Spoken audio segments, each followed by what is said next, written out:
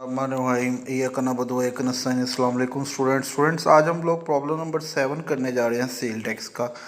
Sale tax की problem number 7 बहुत ही अहम प्रॉब्लम है। इसमें आपके बहुत से कॉन्सेप्ट क्लियर हो जाएंगे।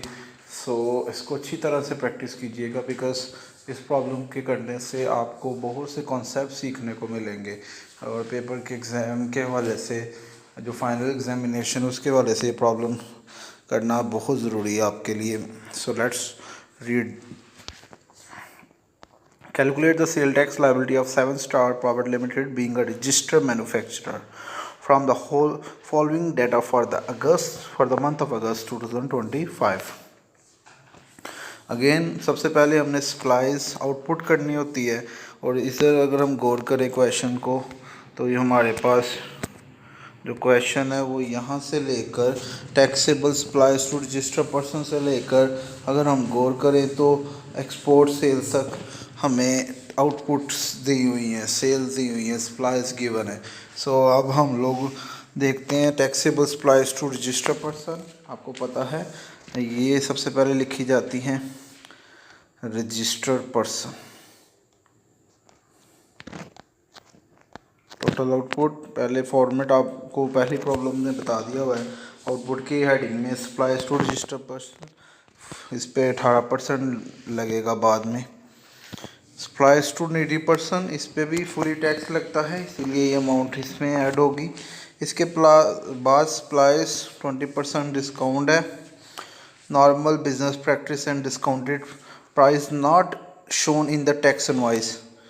क्योंकि ये प्राइस शो नहीं की गई टैक्स इनवॉइस में, वैसे अगर हम इसकी वर्किंग देखें, ठीक है, तो इसकी वर्किंग 1,80,000 का आपने रिवर्स कैलकुलेशन करना है, ठीक है, तो 100/80 करना है क्योंकि 20% डिस्काउंट है।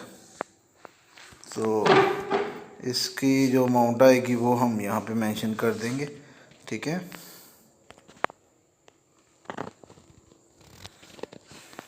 Suppliers to associate person, again ये भी हम लोग टोटल आउटपुट में लिखेंगे। Advance payment receive in respect of taxable supplies, ये भी हम लिखेंगे। गुड डिस्पोज ऑफ, ये भी। तो ये वो अमाउंट आ जाएगी हमारे पास 50,15,000, जो कि टोटल आउटपुट होगी जिस पे टैक्स 18% लेना है।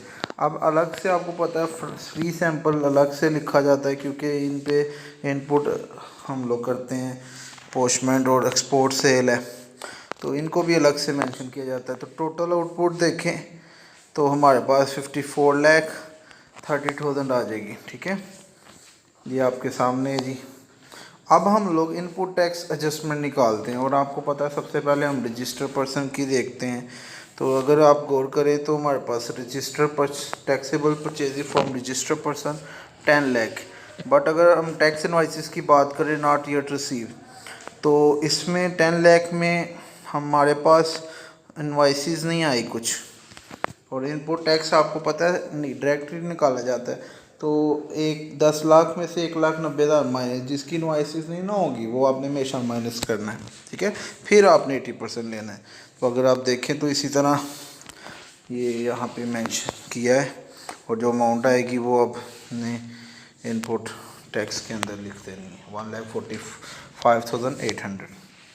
इसके बाद अगर हम आगे चले, इम्पोर्टेड गुड्स, लास्ट टाइम भी आप पढ़ चुके हैं इसके बारे में, 18% लगता है। Purchase gift from customer, gift वगैरह जो है वो अलग से मेंशन करने हैं। परचेज फ्रॉम रजिस्टर्ड रिटेलर 1,20,000, तो ये अलग से आप मेंशन करेंगे, ठीक है। और यहाँ पे आपकी टोटल इनपुट आ जाएगी 2,17,800। परचेज ऑफ रॉ मटेरियल, इसके हवाले से मैं बता दूं अलग से पोस्टमेंट होती है, इसीलिए इसका 18% लेके यहाँ पे अलग से मेंशन किया जाएगा, ठीक है। और बाद में इसकी मैं ट्रीटमेंट आपको बताऊंगा किस तरह ये करनी है। Acquisition of fix asset from non registered person 7 lakh है, आपको पता है इसकी भी अपोस्टमेंट की जाती है जी। तो अब हम बात कर लेते हैं पोस्टमेंट की, क्योंकि टैक्स से पहले पोस्टमेंट, इसका फॉर्मेट लास्ट क्वेश्चन में भी आपको सिखा दिया। यहाँ टर्नओवर, यहाँ इनपुट टैक्स और इसमें जो नया इजाफा हुआ है इनपुट ऑन रॉ मटेरियल, ये आपके सामने है जी।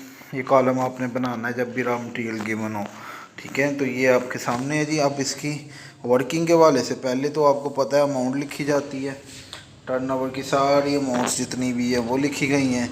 और अब इनपुट टैक्स अपोर्चमेंट निकालेंगे, उसका देखिएगा किस तरह फार्मूला यूज़ किया गया है, और पहले भी आपको इनपुट अपोर्चमेंट सिखाई गई है।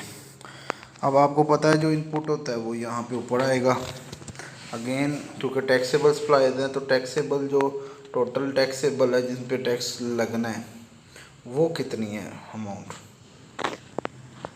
देखें ये टैक्सेबल अमाउंट आपको पता है जो 52,45,000 जिन पे हमारा टैक्स लगता है, ठीक है। और ये कहाँ पे है ये देखें,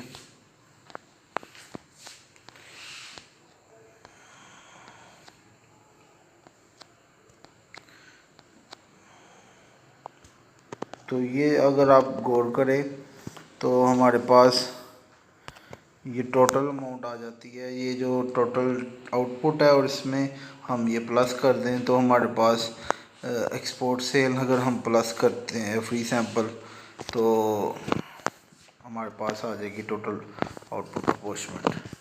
तो ये यहाँ पे अब हम नीचे लिखेंगे, ठीक है। इस तरह आपको पता ही है कि ये मल्टीप्लाई किससे किया जाता है, ठीक है। ये आपको पता है टैक्सेबल सप्लाईज से मल्टीप्लाई किया जाएगा। 50 लाख 15,000 हमारी वो टैक्सेबल सप्लाईज है जो कि इनपुट के अलावा है। इसके अलावा ये तो आपको पता चल गया टैक्सेबल सप्लाईज, और ये हमारे पास एक्सपोर्ट सेल की, क्योंकि एक्सपोर्ट सेल और टैक्सेबल सप्लाईज के ऊपर ये हम मेंशन करते हैं। तो इनपुट टैक्स निकला है और अब इन दोनों का जो इनपुट टैक्स है वो आपको पता है यहाँ पे मेंशन करना होता है। फ्री सैंपल का तो इनपुट टैक्स नहीं लेते। तो ये आपने इस तरह इनपुट टैक्स फाइंड कर लिए।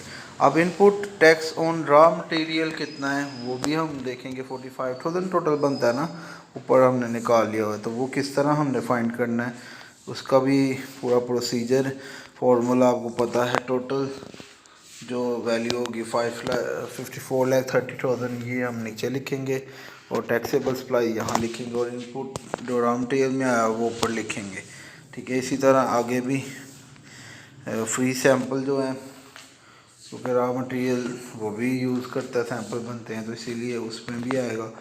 तो उसकी इनपुट टैक्स रॉ मटेरियल का और फ्री सैंपल की अमाउंट आएगी और टोटल आउटपुट आएगी। इसी तरह एक्सपोर्ट सेल पे भी निकलेगा। तो सारा हमारे पास 45,000 किस तरह आया, इस सारी वर्किंग यहाँ पे आपके सामने है। अच्छी तरह से प्रैक्टिस कीजिएगा इसकी, ठीक है।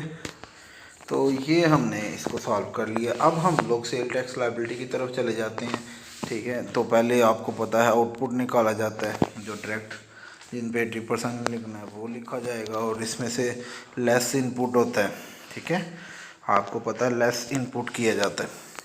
तो लेस इनपुट जो हमारे पास है वो 2,49,819 है और इन दोनों में जो छोटी अमाउंट होती है 90% रिस्ट्रिक्टेड वैल्यू निकाल दी जाती है और देखा जाता है कि जी छोटी वैल्यू कौन सी है। तो स्मॉलेस्ट वैल्यू 2,49,810 है, वो माइनस किया तो सेल टैक्स जो लाइबिलिटी आ गई वो 6,52,890 आ जाता है।